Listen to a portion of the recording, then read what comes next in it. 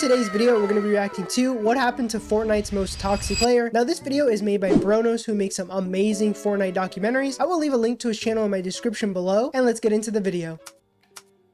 Well, Young Calculator was born on February 25th, Young 2005 in Calculator, Ohio. let's go. He grew up with one older brother who also ended up being a professional Fortnite player. Throughout his childhood, he played a few sports, mainly football, but he didn't really enjoy them and preferred playing video games instead. He mostly played Call of Duty and other first-person shooters on console, and since his mom realized how much he enjoyed gaming, she bought him a laptop. This is when he started playing Minecraft and other PC games where he would start to make a lot of online friends. Although Fortnite Battle Royale was released in September of 2017, Calc would not start playing it right away.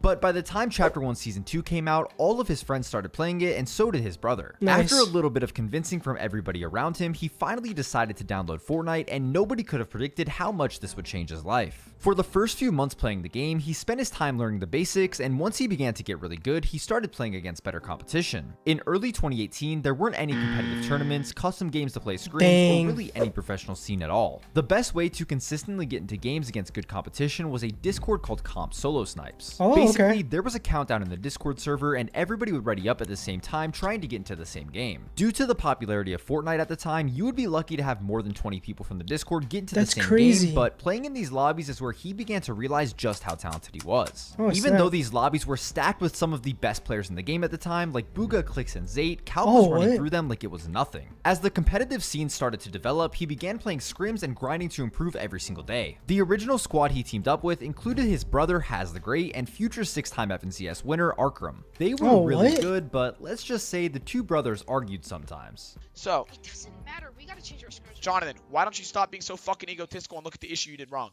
If you don't, Jonathan, listen, I don't understand. I can find a replacement for you. I'm letting you know that, okay? You're completely fucked up. That's your fault. We need to change. That is your fault! And listen, Arkham and Ross know it's your fault too. There's 15 fucking teams and they land retail, you fucking No, there wasn't. idiot! Viper landed there, and that was the only time No! There is! Oh my god. Go fucking retail, you dumbass! Why am I in retail? We can't keep fucking landing there! We can't take early game fights! The unfortunate thing is that once Fortnite started hosting major tournaments like the Summer and Fall Skirmish, he couldn't compete if he wanted to because he was only 13 and you had to be 16 years old to compete. This continued to be a massive issue for him when the Winter Royale qualifiers happened in December of 2018. Winter Royale was the first open tournament ever, meaning anybody could compete. To qualify, you had to place in the top 200 and he finished in 161st. But when it came time for the actual tournament, he was disqualified for being too young. This was heartbreaking, but it made him realize that he really was one of the best players in the game. Thankfully, his age was not going to hold him back much longer because on February 22nd, 2019, Epic announced that the age requirement to compete would be lowered to 13 years old. This was in perfect time for the biggest competition in esports history, the Fortnite World Cup. Oh, they went to the World Cup? The World Cup consisted of 10 weeks of qualifiers, 5 weeks of solos, and 5 weeks of duos. In the first 8 weeks of qualifiers, Calc would come extremely close to qualifying in both game modes, missing out on duos and solos by only 3 points. Things weren't looking good because he failed to qualify for the Solo World Cup, and he was not confident that he could qualify for duos with his current teammate. Because of this, he really wanted to find someone else, but there was one issue. Nobody good was looking for a duo. With only 2 days remaining before the last duo qualifier, he decided to team up with Macwood, and the rest is history. Nice, told you. Nice.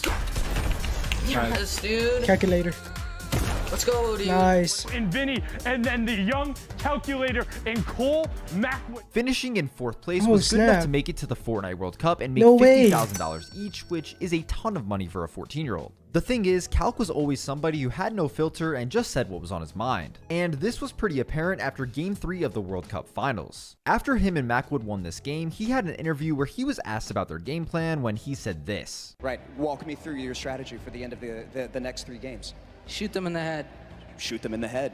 You heard it here first. Back to you, GB and Monster. Oh, God. While his tendency to say what's on his mind was funny, it would ultimately be the thing that caused his demise in the long run. Him and Macwood finished a respectable 16th place, taking home $100,000, but this duo was just beginning their generational run.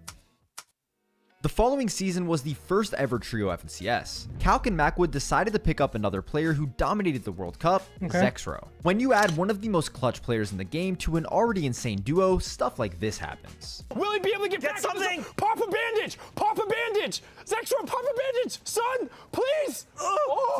Wait, don't forget he has the double eliminations for the Siphon. It's gonna come through. Aggro goes down. Uzi goes down. What the heck? That was insane. That clutch helped the trio qualify Oh for my Grand Finals, where gosh, they would be dude. uncontested at one of the best drop spots in the game, Frosty Flights. And we were about to witness one of the closest tournaments ever. Beyond. Dead, I got him. Let's go. Let's Oh go. my Let's gosh. see what ended up going down. The clutch They run won? at the end to get second place was just short. Zexro, Macwood, Calculator, congratulations, taking home the top spot, edging out the rest of the lobby. At this time, Calc was just another kid who loved That's Fortnite crazy. and was really good at it. Although he was a bit controversial at times, he wasn't necessarily considered to be toxic, just a little cocky. But he did have a good reason to be confident since his placements spoke for themselves. The following season, the trio would pick up Zexro's duo Vinny for Squad FNCS. Nice. They played well in the weekly qualifiers before making it to the Grand Finals, where they were one of the favorites to win. Although they had a great showing, Unknown and his squad would ultimately win, and Calc's team would finish in second. We'll be talking about Unknown more later on because he plays a big part in the reason Calc ended up quitting. 99.9% of my viewers are not subscribed, so if you hear this, please click the sub button. Sub At to this 14 years channel. old, young Calc made $200,000 in 6 months from playing a video game. Obviously, at that age, you aren't necessarily the most humble person, and the fact he was so successful amplified his cockiness. Sadly, this is how he really started to earn his toxic reputation. Oh man, Downfall Chapter 2 4. Season 2 was the first ever duo FNCS competition. With Calc having back-to-back insane seasons, he could have played with anybody he wanted to. In the end, he decided to play with the face of competitive Fortnite, Clix. With two of the best players in the game teaming up, everyone expected them to dominate and potentially win FNCS. But before even playing their first tournament together, Calc would get himself into his first bit of controversy. Calc, a member, an actual Fortnite member for Vanguard Wins. I'll show them what a true toxic clip actually is. Apparently it's young Calc on stream being killed. He calls the player out who killed him for being a controller player. Turns out he was a mouse and keyboard player. He took to Twitter to actually call Calc out, and here's was his response, at least on stream. He was on controller, you f***ing reet. You f***ing reet, dude. He was literally, like, bro, he literally was running at me while shooting way too fast to be on keyboard mouse. You f***ing reet. Like, you're literally just dumb. Like, people like you, I don't understand how people like you exist. Like, how were you raised by your parents? The thing is, the Fortnite community is very young, and majority of the pros Yeah, were okay, I guess that was toxic. bad. The big difference is that Calc would say things publicly on stream and on Twitter, which brought more attention to him. Okay. After this situation unfolded, It didn't seem people that questioned bad, whether or but not it was a pretty smart move for Clix to play with him, but in the end, he decided it was. They did okay in the FNCS qualifiers, only making finals in 2 out of the 4 weeks, but never really having a presence at the top of the leaderboard. You see, any pro who has played with Clix before knows his community can be a little toxic if he isn't performing well. This meant that anytime Calc would die or maybe make a bad play, he would have to deal with thousands of people calling him out, even if it wasn't his fault. The best thing to do in this situation is just ignore it, but he hated having to deal with it, and after a disappointing 19th in FNCS, they split up as a duo. While he was able to get away from that situation, he could not stay out of controversy. After the first day of solo invitational finals, Unknown said he was going to grief Clix for the entire second day of the tournament. Calc did not think it was right for him to do this, so he went ahead and let him know. I'm landing on him tomorrow too. You're such a dude. That's actually so stupid. I don't know, like, you're literally, whatever, dude. You literally have, like, you're a racist. You're shut the racist. fuck up. That's you literally make up some dumb shit just because you do some childish shit in a tournament by griefing somebody. You're a racist. You have 30,000 people watching you right now, and you racist. grief somebody else farm. Go f yourself. I don't care. Calling someone racist is a bold accusation, especially publicly in front of thousands of viewers. And since Calc was already hated so much by the community, they jumped on the bandwagon and didn't even give him a chance to defend himself. And it turns out Unknown was not being serious at all. Apparently, they were both in the same friend group at the time, and it was just an ongoing joke to call each other racist. But without that context, Calc was getting a ton of hate. Eventually, this situation was cleared up, but the damage had already been done. The comeback? After dealing with a ton of controversy for almost 2 years, something clicked and Calc decided it was time for a change. My opinions on stuff, like, I've become more understanding and sensible, so I'm not actually that big of an asshole anymore. Right.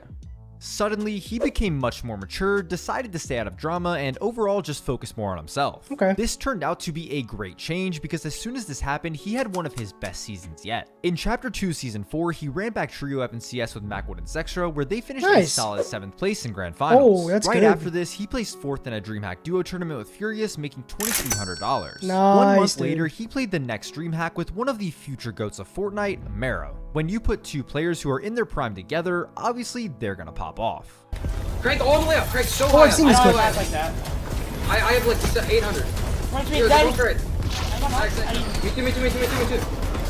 Come on. Find us. Dad, Just one. I need maps. In here. Dad, Get that. That's crazy. Here. 1 Dad. Come here. Dad. Let's go, get it, go! Nice. With another tournament win under his belt, his placements throughout this season were very impressive as he rarely finished outside of the top 10 in anything. It was looking like the start of something great. He was making a change for the better to be less toxic while performing well at the same time. Nice. But sadly, we all know that is not how this story goes. No, I don't know. Unfortunately, In it is Chapter 2 6, Season okay. 5, he only made $750 and missed out on his first ever FNCS Grand Finals. But he was still really close. They needed a top 8 in their heat, but finished in 9th place, which is very unfortunate. And the following season, things continued to get worse. Once again, he failed to qualify through his heat, finishing in 10th when they needed a top 8, but there was still a chance. Chapter 2 Season 6 had 3 reboot round games, meaning all they had to do was win one of them to make it to the Grand Finals. In Game 1, they were on high ground as the only full trio alive, and with a free win right in front of them, there was no way Calc would be spectating another FNCS. Right? Oh, he's right. Team on low ground. I don't know. Nice. Slurpers and flopper behind you. 40 seconds until zone. What? 3 slurfish. Pop. Nice. 300 mats. 200 mats. Oh god, I'm scared. You're full trio. You got green one. Nice. You have slurfish. 7 bills. Pop slurp. 7 bills. What Top the 2. heck? 1v2. I'm scared. 1v2. Pop a slurfish. 13 bills. Went up. Nice. He has to go through a building. 1 builds. 4 builds. He has to go through a building. Nice. Got your finish. No more builds. He's going up. That's insane. Somehow, Sprite pulled off the greatest clutch in the history of Fortnite. With the That was vibes insane. completely shot, Joji, Calc, and Osp would not win a game, and their season was over. And this series of unfortunate events was just getting started. Next season, he did not make a single dollar in any tournament and didn't come close to making the FNCS finals. It was obvious he was losing his passion for the game, but he was still ready to try one more time. In Chapter 2 Season 8, him and his trio once again failed to make it through their heat, but they had 6 chances to win a reboot round game. In the 4th game, they played absolutely flawless until the zone closed and nobody had more heals than his teammate Looter. All he had to do was pop his white heals and win the game. Easy, right? You keep saying watch Luda, don't tell me he fucks this. Luda, please, no. He didn't get it. You didn't get it. I can tell.